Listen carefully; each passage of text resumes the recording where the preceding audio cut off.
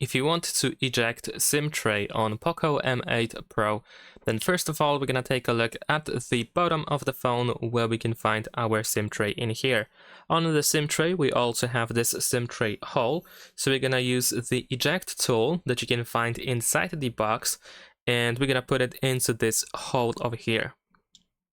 Now, once you put it in, you want to use a little bit of force, and then push it towards the phone to make the SIM tray slightly pop out. So as you can see, it popped out a little bit, and now we're gonna use our fingernails or fingers in order to remove it from the phone. There we go.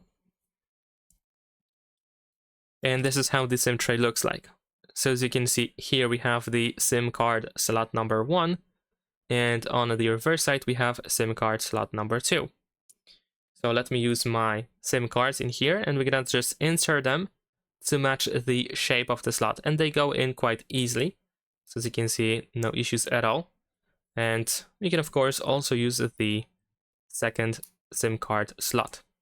Make sure that your SIM cards are fully inserted and they do not stick out or anything like that.